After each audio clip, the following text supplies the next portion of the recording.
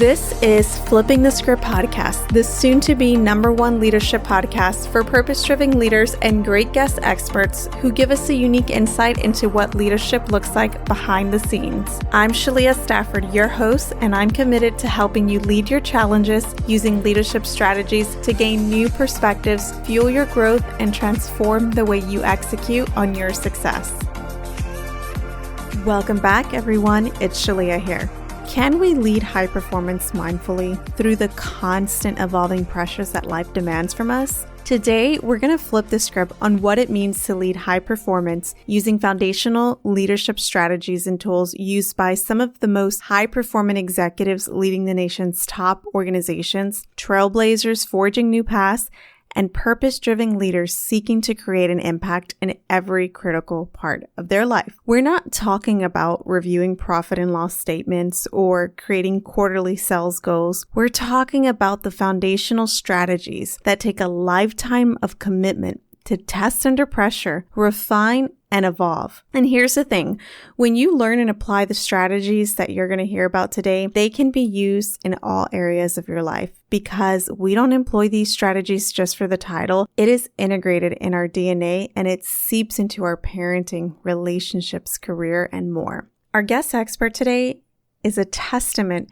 to the journey of being tested and is here to show us how to elevate our performance regardless of our primary role in life, whether we're a leader, a parent, or a professional. Dr. Jannell MacAulay is a human performance consultant, combat veteran, Air Force pilot, transformational TEDx speaker, mother, wife, and leading expert in mindful high performance. She's a 20-year U.S. Air Force veteran with experience leading and building teams, designing and implementing complex organizational change, and creating innovative solutions to optimize the human weapon system when operating in rugged and high-stress environments. Highly educated, critical thinker, strategist, and leadership professionalism educator, and partner, co-founder of Elite High Performance Warrior Mindset Training Experience for individuals and organizations. Dr. MacAulay commanded the 400-member Joint 305th Operations Support Squadron, DoD's only tri-service OSS with 10 flights, 2 airfields, and the largest KC-10 formal training unit. Most recently, she serves as a human performance consultant for the U.S. Air Force, Department of Justice, and corporate America. She is a graduate of the U.S. Air Force Academy, has a master's degree in kinesiology from Penn State University, and a PhD with work in the field of strategic health and human performance.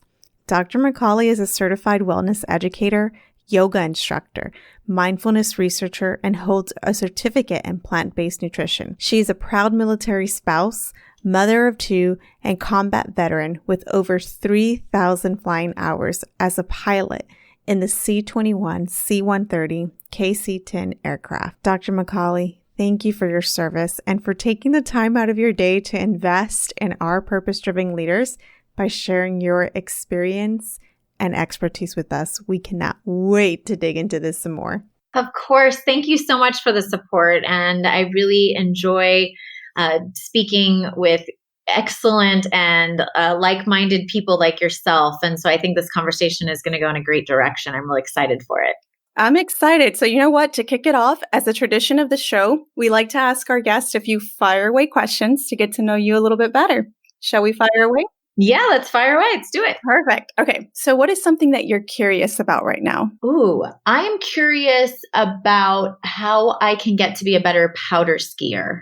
Interesting. A window as snow is pouring down because I just moved to Utah recently and started skiing. I'd never skied before. I'd been a snowboarder off and on. And so, yeah, that's what I'm curious about now as I'm looking at the snow dump and excited about my ski day this week. So what is something that you understand today about your life that you didn't understand just a year ago? I would say the one thing that I continue to challenge myself with and grow in is the idea of recovery. Mm-hmm. And so I've always been one that was all about the hustle and go, go, go. You know, we have to work hard. That's a key ingredient to much of our success in life. But the one thing that I think just continues to evolve in my own relationship with stress and with growth is my ability to recover. and how vitally important it is. So that's probably something that I'm continuing to work on. Complete this thought. I wish I had paid more attention when my grandmother told me her stories. That's actually, now as my grandmother is getting older and my mother is getting older, I love having my daughter hear their stories about how they grew up and how life is different, and just, how it's been different for women throughout the course of time. And so I remember back to my great grandma and, my grandma who's passed away, and I wish I would have listened a little bit more to the stories so I could have a deeper appreciation for their experience. Yeah. And even to record our own stories, huh? Yes. And we're doing so much better today when we have things like podcasts and blogs and an opportunity to kind of write down those stories that would otherwise be hidden for most of our families and for other people to learn from. So I love that we have that opportunity today. Yeah. Okay. So if you woke up tomorrow and you discovered that everything in life was now free, what's the first thing that you would do? Everything in life is free? Everything is free. Oh my goodness. I love to travel. So I would grab my kids and my husband and we would travel to probably New Zealand. That's the place that we've never been, where I've never been. Being a pilot, I traveled the world many times, but I've never been to New Zealand, and I would grab my family and we would head there, I think. Oh, that's awesome. There is this YouTube channel talking about recording our lives of this family that travels with their 3 children, and one is 6 months old. And it's just gorgeous, the experiences that they get to take in at such a young age to mold their life, how they view life. Exactly. I recently retired from the military. My husband's about to retire. And our goal was originally we were going to take a whole year and take our 2 kids and travel the world. Now we're building a house. There's different things that, my daughter is now almost a teenager, and leaving for a year sounds very daunting to her. So we're going to kind of do these month trips over the course of the next year, which is really exciting for us. But I think that the world is a great environment and playground for our children to learn about life, learn about history, right? Instead of reading it in a textbook, being able to actually be there just changes the whole dynamic and the learning experience. Absolutely. That's on our bucket list too. So I'll have to follow your travel journeys there. Awesome. So if you had to break up your life up until this point into 3 chapters and give each chapter a title, what would it be? Oh my goodness. These are some hard questions for me today.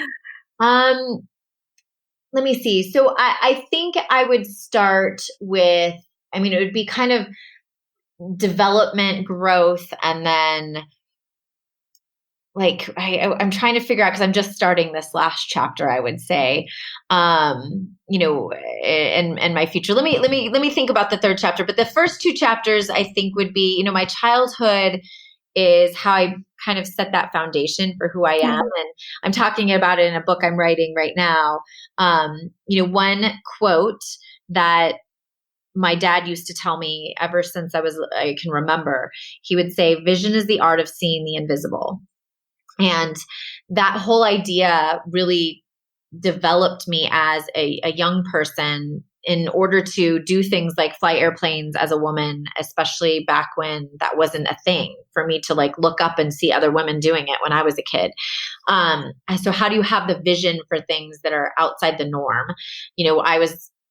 I'm sure we'll get into it. I teach the military how to meditate and use mindfulness. And that is a very unconventional tool for military operators. And there were people that were like, "You're crazy to think that something like that is going to be effective and work." And it was. And so I think my dad set that foundation in my development to always see what others could not. And then the second phase being the growth. I think that you've got to get out there. You've got to put yourself in some risk-taking environments in order to stress yourself a little bit to see what you can truly become and where your true potential lies. So I would say the second chapter was all about growth for me as a mom, as a wife, as a pilot, as a leader. And now I think this 3rd chapter is probably more about reflection and giving back. Hmm. You know, I would love to teach, especially, I mean, everybody, but especially young women out there, some of the things that I've learned and share my story to hopefully, whether it's inspire them to chart their own path or to just be authentic wherever it is that they are at. That I think is what this third chapter is about. That's beautiful. And I love the quote that your father gave you. Vision is the art of seeing the invisible. I have to say that I am fangirling with your journey here because you are, as a mother myself, as a working mother, you are an example of what is possible when sometimes it feels like impossible, just leading the day to day. And so with that being said, right, as a working parent, when I make it into bed, I feel like I just led a high risk mission that day. You, on the other hand, you served in the Air Force and you led teams on missions for years as a mother and a wife. How did this journey begin for you? Well, I grew up in a family of public servants in Southern California. I had a lot of Marines in my family, and my dad was a police officer, and my mom was a nurse. And I think I always felt a calling to serve in some capacity, serve my community or my nation. And my uncle was a helicopter pilot. He used to take me to the air shows. And I think that was what lit the fire in my desire to someday, take on the challenge of doing something different. I think that my dad's, what he taught me and the things that he would say, when I was a little girl, he would tell people that we would just meet on the street, even, hey, my daughter's going to grow up to be a submarine warfare commander or a combat pilot. And those jobs weren't open to women in the 80s. I didn't know that, though. I just kept hearing him say this to strangers, and I would see like the strangers' eyes light up and be so impressed, that this little girl who was a ballerina, mind you, when I was younger, and gymnast and baton twirler was going to grow up and do these amazing things. And so I think I always just knew that there weren't any limits on the capabilities of what my hard work and talent could get me toward. And so I think that's where it started. And then this second act of my journey really came out of self-necessity, because I realized hard work alone can only get you so far. Life is very challenging, and it's challenging to find the joy amidst the chaos. And we all have high stress, and we all have some semblance of chaos in our lives, but it's how do you shape your mindset around that? I like to say we spend a lot of time trying to control the external environment, everything around us, right? As parents, we do this. As leaders, we do this. As a pilot, I would try to do that, try to control as much as I could. And what I think the real key to our success as individuals is controlling the internal environment, understanding where our thoughts, our feelings, and our emotions take us on a day-to-day basis. Having been in a high stress combat situation and having been in the carpool lane at my children's school, I will tell you the physiological response to both of those environments can be very identical. And I think that's when I realized that I could help a lot of different people with the education and the skill sets that I provide, because they were helping me both in combat environments and at home with my kids when I was going to lose my marbles because it was taking, 10 minutes for my son to find his shoes before we had to leave in the morning to get to school, right? You've been there? Yes. That is the toughest part. And just even the backup shoes are missing. The socks don't match. The milk spilled and we were already late. So it can definitely feel very chaotic. To enter into the Air Force in high school at such a young age, I have to imagine that to have this breakthrough and going after your dreams, there had been quite a few opinions of you formed of maybe what you were capable of doing or not, even as a mother and an entrepreneur, as a woman. As you're going against the norm, how do you break through these opinions of you or these preconceived biases before people even know what you're capable of doing or have done? Well, that's a very difficult thing, because it's part of the human condition for us to care what other people think. And some of my work, I have a company and a partnership with Pete Carroll of the Seattle Seahawks and Dr. Mike Gervais, who's a high performance sports psychologist. And we like to talk about it in terms of, and I think Mike coined this, fear of other people's opinions. Right? Instead of FOMO, right? You've heard of fear of missing out, right? There's also this fear of other people's opinions that I think many of us struggle from, and it keeps us small, right? It keeps us inside our comfort zone because we're not willing to take those risks to step outside to really challenge the status quo or see what we can truly become and where our dreams are, because they're on the other side of that risk taking. And it's really unfortunate if you let that mind block become effective in holding you back in achieving those dreams. But many people do, right? It is very common. And so I think when I was younger, before I really did some mindset training in my, later years, but when I was younger, I think it was just sheer grit, determination, and this idea of, my dad's mantra of like, vision is the art of seeing the invisible. Just because other people are telling you they can't see it doesn't mean that you need to put blinders on the ability to see it for yourself. And so I did get a lot of my high school friends, male types mostly, would say things like, she can't go to the Air Force and fly airplanes. No way. Like, you'd never be able to make it there. And I think that actually gave me a little bit extra motivation to prove them wrong. And then once I'm in a situation, I've never been somebody that would give up. So even though there were moments that it was tough, like I had that grit and perseverance to push through, because I always saw that end goal vision.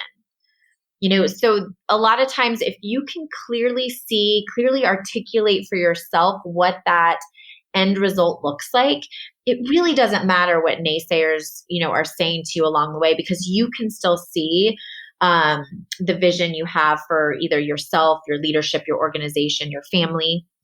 And what I've learned in my later years is you can mute that out even more with the skill set of mindfulness. Because really what mindfulness is it brings an increased awareness to how you're interacting and with your environment, how you're connecting with your relationships, and it helps you determine what's valuable information for you and what's not.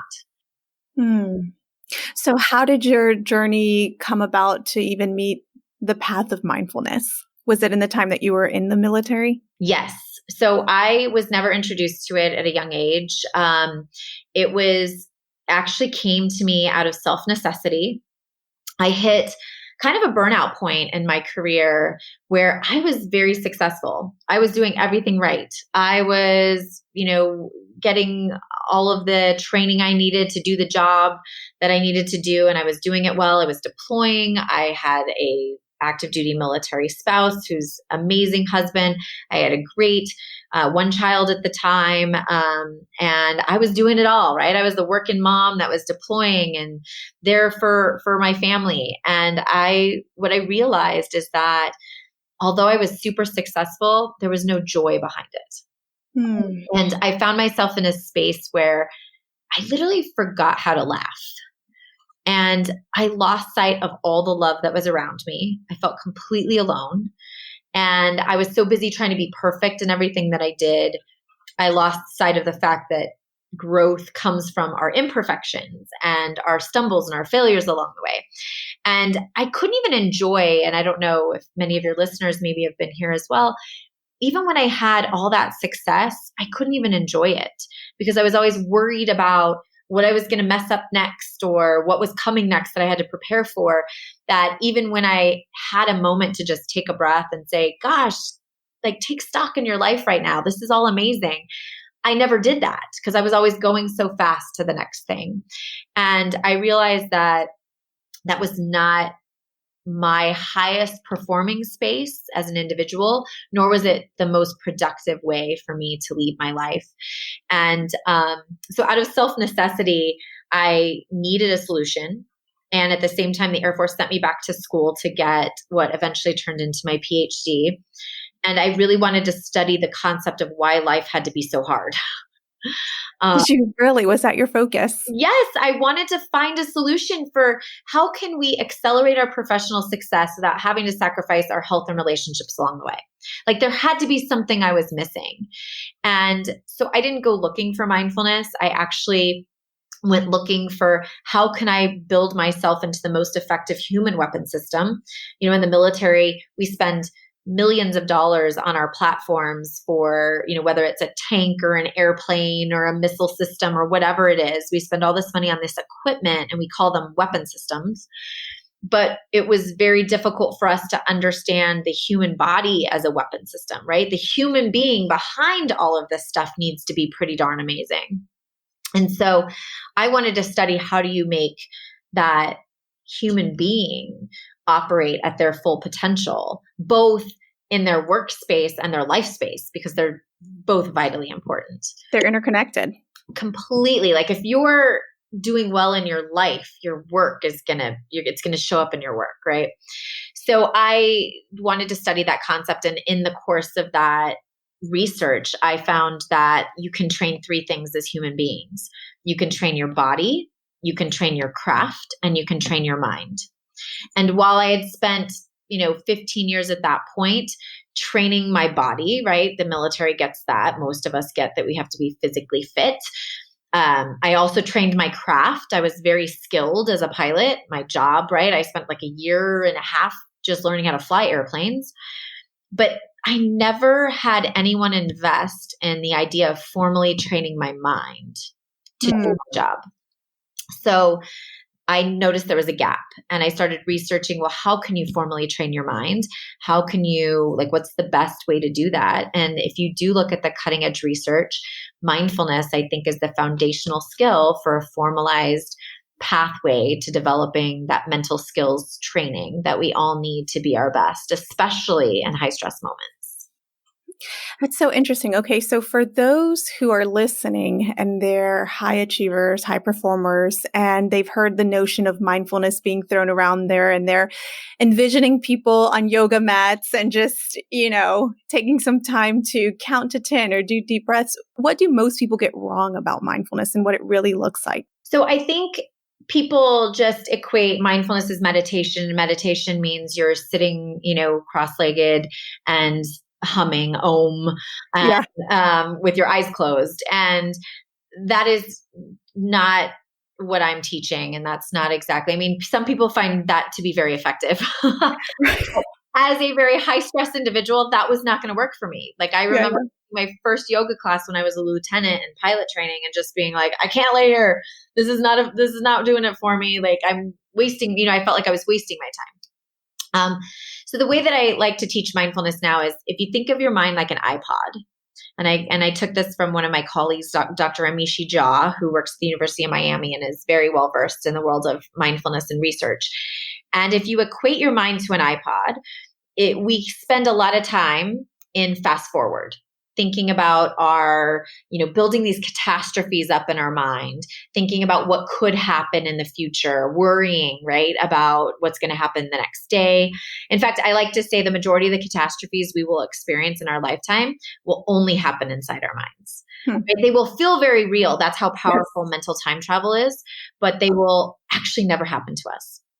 And so we spend a lot of time on fast forward. We also spend a lot of time in rewind, right? We're ruminating, regretting over the past. We are thinking about those worries about what we did wrong the day before. And so we don't ever just sit on the play button, right? It's very rare for our minds to just be fully focused on that play button. And so what mindfulness is it stops the mental time travel. It is an exercise. I like to think of it as mental push-ups that will train your attention system, which is really what determines what you're focusing on, right? Whether it's your thoughts, feelings, and emotions, or whether it's what's going on right in front of you. And so it's a way to exercise and train your mind to stay on the play button more often. I think the research says that we spend about at least 50% of our days not thinking about what's going on in front of us. We spend 50% of it mind wandering and distracted. So it's half of your waking moments. If you think about that at face value, you are not paying attention to what's going on in front of you. And then the research will tell us that when we mind wander, we don't think about pleasant things. We think about worries and stressors. And I'll share a quick story. There was a night I was giving my son when he was 3 years old. I was giving him a bath, and I thought I was doing everything right. I'm working mom. I'm killing it. I'm here giving him his bath, and I worked all day and everything is going great. When all of a sudden in the middle of his bath, he literally stopped me and he put his tiny little hands on my cheeks, looked up at me and just said, "Mommy, why are you so sad? I love you so much, Mommy." And like right then and there, it just shook me. And I realized here I thought I was being present with him, but I was physically present, but not mentally present. There's a big difference. And what mindfulness does for me now is that because I have the formalized practice, I still mind wander. I still get distracted. We all do, because there's stress in all of our lives. The key is that I catch myself faster, right? I notice that it's happening so I can bring myself back to the present moment so that I'm not, missing out on those important moments with my family, or as a leader, how much we lose when we're not connected or present with the people that are within our organizations and on our team. So much to pull back from that. Even just thinking about the risk of not being a mindful leader, the ripple effects that it has, not just within our teams, but our families, our community, the people around us, more importantly, our own health. As I think back onto even my experience when I was in the corporate world, I reached a point of burnout. I had a very fast track roller coaster of a career, and it's almost like we get rewarded for being a high performer, and it's a false sense of security of where we really are. You get the titles, you get more money. People are saying, "Woo, look at her, mother and doing all of this." But at the end of the day, we come crashing down.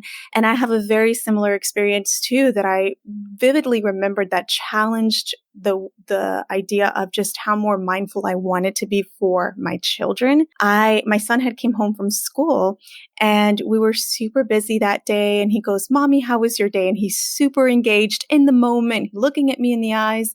And I'm just going through my agenda. I had XYZ to do. And I go, we haven't even had lunch. And it almost felt like a badge. Like we were so busy, we didn't even eat lunch. And then it just felt so daunting after it came out that I thought, what am I teaching my child? I'm teaching him that he shouldn't nourish himself, that he should focus on the agenda, that there is no pausing. They're picking up on this. Our kids are one of our biggest wake-up calls in how we are living our lives and by what they are absorbing.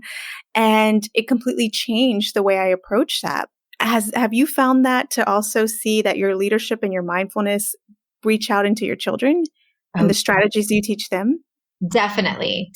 As you were saying, like success can be our own worst enemy at times. And it's almost like an addiction, right? To like Yes. success and the busyness, and you feel like you're accomplishing something, which, I did for many years feel that way. And I was teaching that to my children. And then when I really started looking at the science and the research behind performance, I actually now teach people how to slow down to speed up. And I know that sounds like so counterintuitive, but it really is. And if we could teach our children nowadays how to understand that concept, how to emotionally regulate themselves, because this busyness and this constant overscheduling, really what it does is it introduces anxiety and stress, and it causes us to have a tendency to make emotional overreactions to things instead of that rational response. And I know that, I'm a work in progress. I'm working on it myself with my kids.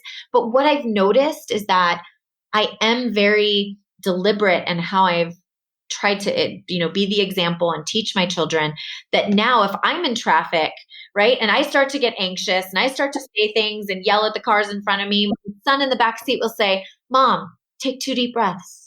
Oh, right? It's gonna don't you love that? Yes, I do. I think that, because it's an awareness, right? He's aware of what's going on instead of just being in the back oblivious. He is now like tuned in, to how we're all feeling and helping all of us as a family kind of relate. And, when I was a leader and I taught everybody mindfulness, one of the greatest compliments I ever got was when someone would tell me, hey, this is helping my performance at work. I really appreciate it, but it's changing the dynamic of my family. Yes. And that's the best, like the absolute best, critique that I could ever get or feedback I could get from anyone, because that means, right, like their lives are literally changing, like the way they connect with each other. And one of the other stories I like to tell with my airmen is we get so busy as leaders that, we might see somebody in the hallway and say, hey, how are you doing? But we don't really want them to answer. We just want to keep on walking, right? Like it's more of like the mandatory, like I have to say something. Right. And so I'm going to ask you how you're doing, but I'm not really asking how you're doing, right? Like I'm expecting you to say great, and then I can move on. Keep it moving. Yeah. And that right there, like ruins the ability to develop trust. It ruins the ability to connect with the people you lead so that you can get more out of them, right? Like a more productive team is one that's highly connected, that has trust inside of it.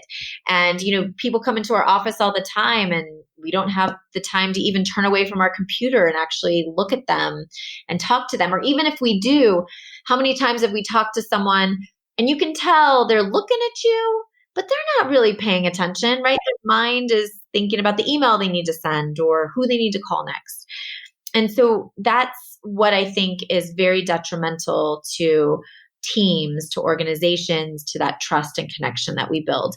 And an example of one thing I used to do as a commander is I used to call parents or someone special. Like if one of our airmen, or actually anyone who worked for me, did something, maybe went above and beyond, they won an award, got a promotion, whatever it was, I would always offer to make that phone call.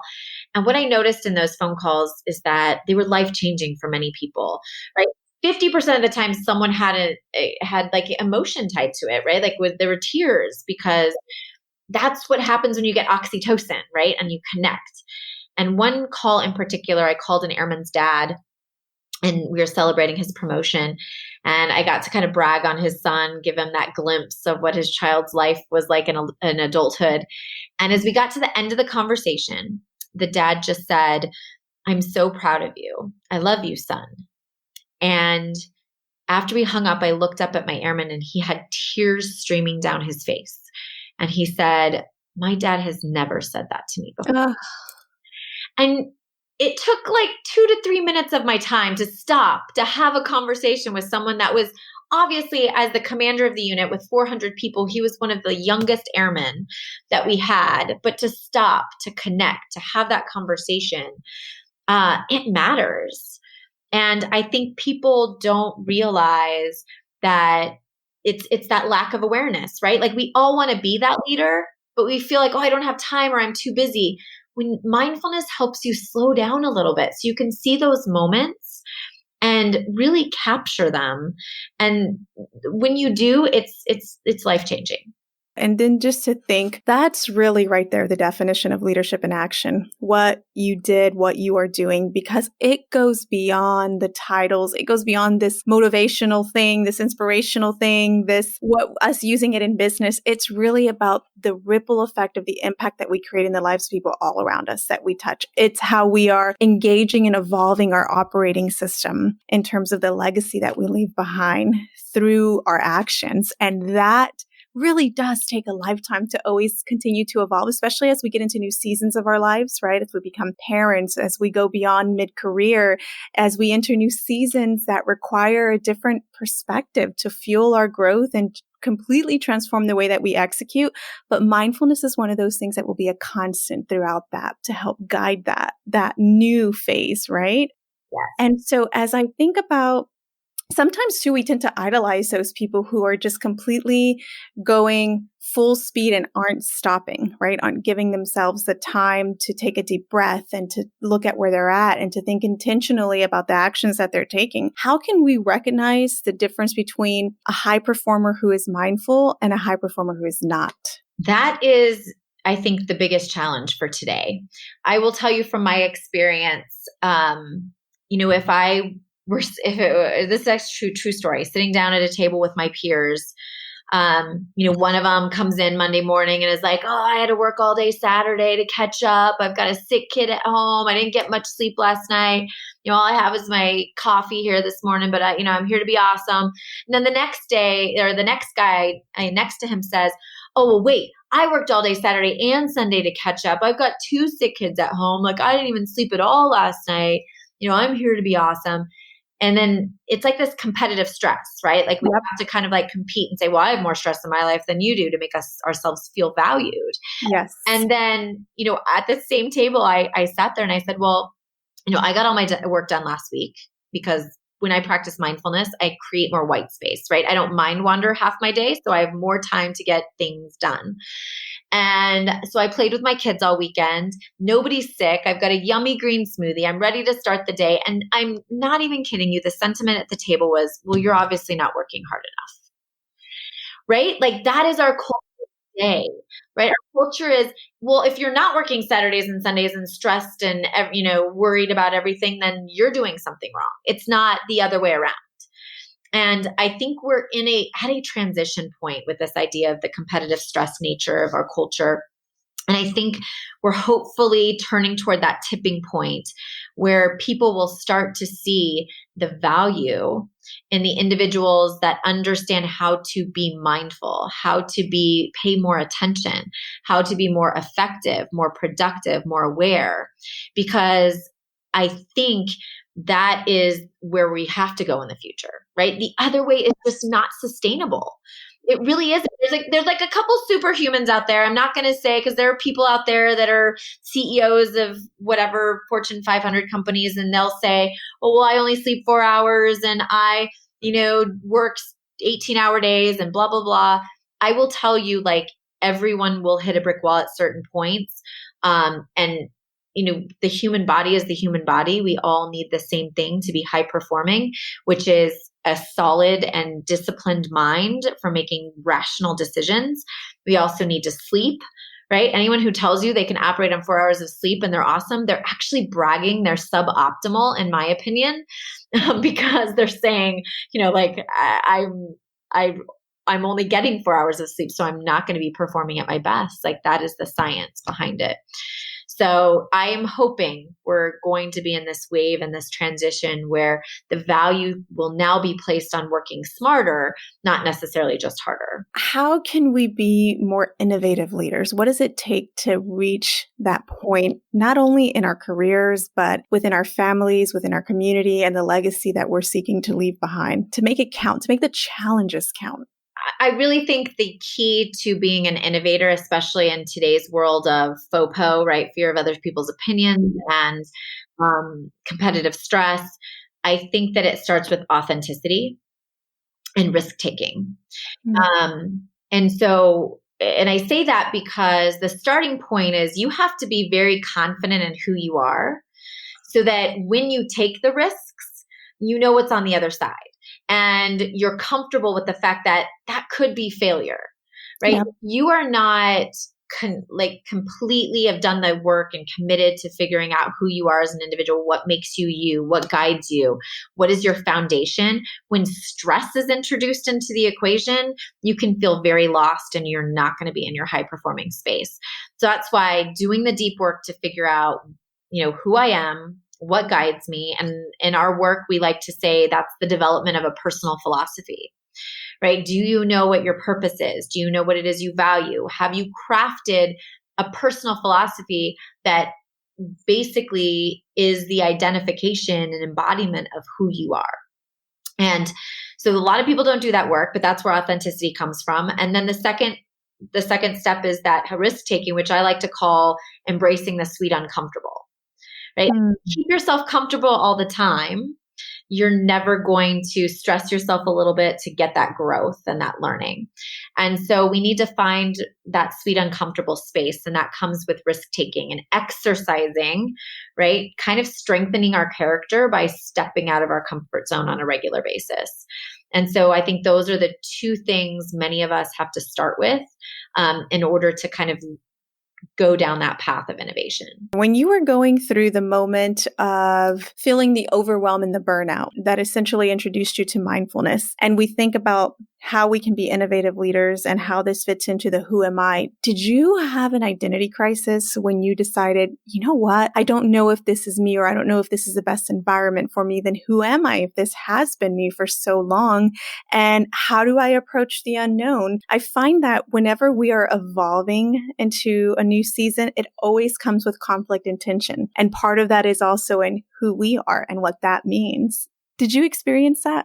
Definitely. It was a big transition for me. I'm a big believer that change happens from pain and suffering for a lot of people.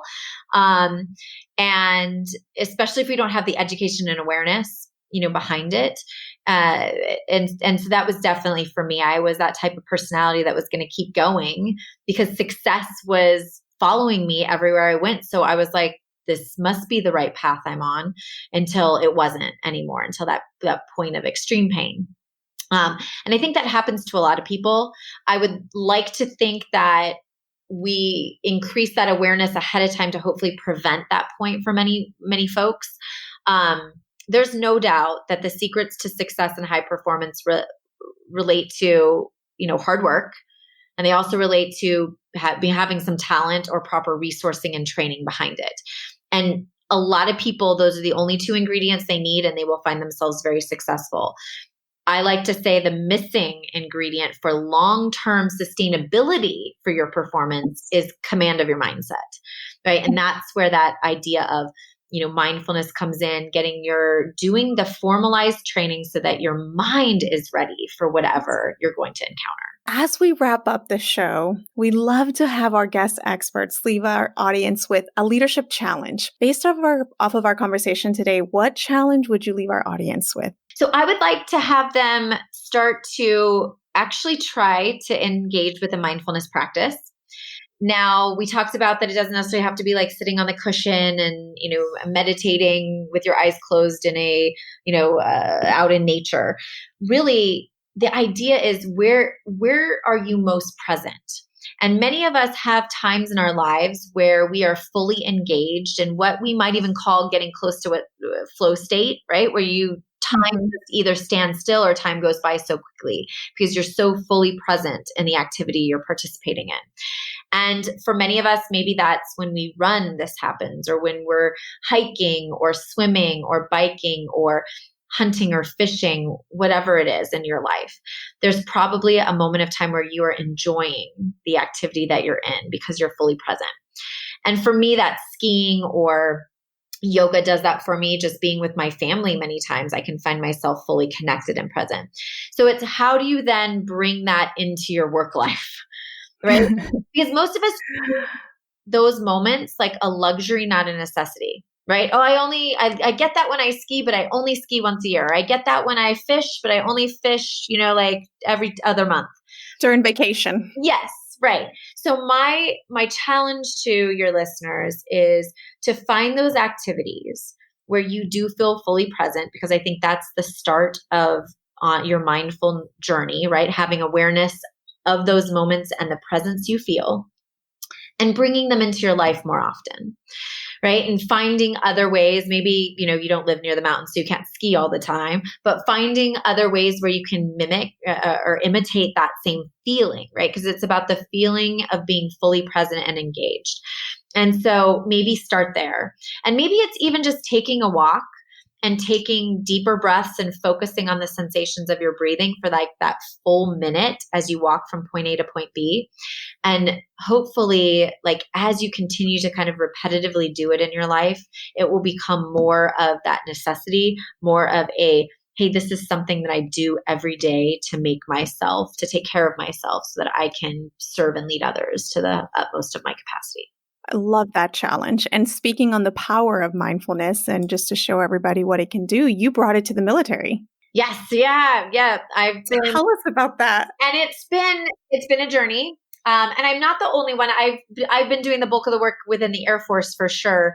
But I have some colleagues within the Army that have been slowly but surely trying to gain momentum and create a movement around it. And it really has started to take hold, because I think just as in our corporate culture today, people are finding I need a solution to the sustainability in my performance at doing my job and the joy and contentment I find in my life, the military is finding the same exact thing.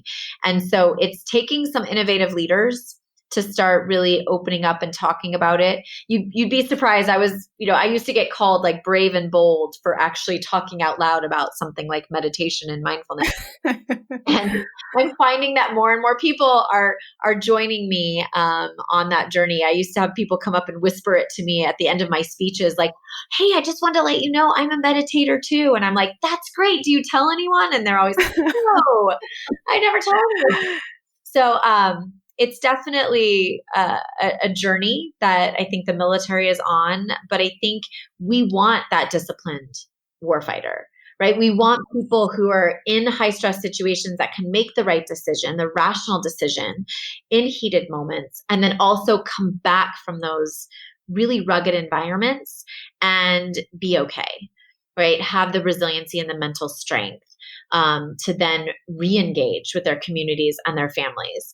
So I think it's where we are going in the future. Mental skills training focused in mindfulness, I think you'll see a lot more of. Oh, absolutely. And you are not only doing this within the military, but you are helping a lot of organizations do the same in their workforce, who is and will be continuing to deal with a lot of high stress environments and will be called to lead the organizational challenges. So as organizations are hearing this through the podcast, and if they're interested in getting in touch with you, what kind of work do you do with organizations and how can they work with you? So I do everything from keynotes at conferences to kind of introduce the material. It's really requires a deep dive. So the keynote is kind of that introduction. And then I do workshops, anywhere from 4-hour workshops that I do myself with corporations, both with leadership teams and with the organization as a whole. And then I also have my partnership with Pete Carroll and Mike Gervais called Warrior's Edge. And that's actually an 8-hour intensive workshop, as well as digital training to scale to your organization. And we're working in places like Microsoft and Amazon, AT&T, some definite big companies. But it's scalable. So we can cater it to a smaller company just as much as we can to the larger organizations, because we think it's that important that all individuals start a formalized mental skills training program. And your organization, if you are one of especially at the front edge of this, right? Like not everybody's doing this. Just think how much more productivity, rational decision-making, performance that you can get, and ultimate joy and contentment, right? You can get for your organization as a whole. Wow. It's something that I highly recommend to our purpose-driven organizations that are listening and want to partner up with their workforce. I encourage you to reach out to Jannell and get really into the background and the work of what's being done already within our organizations, but also at the forefronts with our military. And we'll be sure to include the information mentioned in our show notes, as well as the TED Talk that you've done and the Warrior's Edge course that you have. Guys, again, to our listeners, we are talking to a combat veteran, a pilot, a PhD, a wife, mother turned mindfulness practitioner to engage and evolve her high performance. We are so inspired by your story, truly, and the raw and authentic work that you're doing to leave the world a better place, not just through your own legacy, but that of your little ones who are watching what you do, and the rest of us. We appreciate you. To our listeners, the ball is in your court. I challenge you to take action, continue the conversations to evolve your leadership, and reach out to Dr. MacAulay to partner with her in your leadership journey. You are listening to Flipping the Script, Leadership Behind the Scenes. Until our next episode, thank you so much, Jannell. Thank you. If you found even the smallest nugget of wisdom in this episode, share it with a friend, and your friend will thank you. Let's continue the conversation with like-minded leaders and join us on Facebook at Go Flip the Script. Until next time, I challenge you to incorporate what you learned today to evolve your leadership impact.